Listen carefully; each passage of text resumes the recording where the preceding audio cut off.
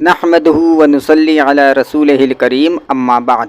دوستوں، ایک صاحب کا نیچے کامنٹ سیکشن میں ان کا میسیج آیا تھا۔ انہوں نے بتایا کہ 20 جنوری 2023 کو ان کے یہاں ایک بیٹی پیدا ہوئی ہے۔ اس کا نام انہوں نے رکھا تھا، لیکن وہ نام ان کو اچھا نہیں لگ رہا، تو وہ کہہ رہے ہیں کہ آپ پلیز مہربانی کر کے بچی کا نام رکھ دیں، اور نیز یہ بھی بتا دیں کہ ان کا برج کیا ہے، ستارہ کیا ہے، اس کا پتھر کیا ہے، اس کی ماہیت کیا ہے، عنصر کیا ہے، لکی نمبر کیا ہے، مددگار نمبر کیا ہے۔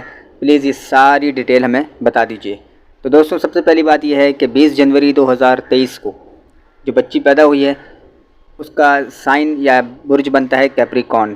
کیپریکون کے جو حروف ہیں وہ ہیں رے، خے اور غین۔ اور دوسری بات یہ کہ 20 جنوری 2023 کا جو اگر ہم نمبر بنائیں تو وہ 1 بنے گا۔ اب ہم نے کیا کرنا ہے، ہم نے ان کا ایک نام رکھا ہے، رے سے نام رکھا ہے 1 نمبر کا رمشا، جو کہ برج کے حساب سے بھی ہے اور پیدائش کے نمبر کے حساب سے بھی۔ بہت سے لوگ رمشا کو آخر میں ہے لگا دیتے ہیں، رمشا کر دیتے ہیں، جبکہ آخر میں الف اور حمزہ لگا دیا کریں، رمشا۔ رمشا نام زیادہ اچھا ہے، اس کے معنی ہیں خوبصورت عورت یا خوبصورت لڑکی۔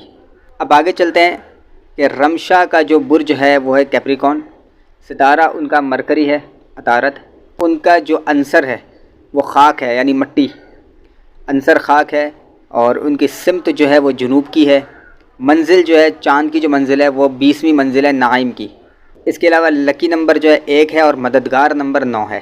دھات ان کی جست یا سیسا ہے، اور سٹونز جو ہیں بلیک کلر کے یا بلیک شیڈ والے جتنے بھی سٹون ہیں وہ رمشا نام کے موافق ہیں۔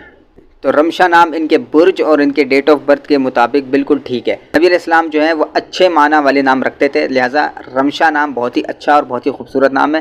باقی فارمیلٹیز جو ہیں وہ ہمارے علم جفر کے مطابق ہیں، اگر رکھتے ہیں تو ٹھیک ہے، نہیں رکھیں تو کوئی حرج نہیں ہے۔ باقی ساری ڈیٹیل میں نے آپ کو بتا دی ہیں۔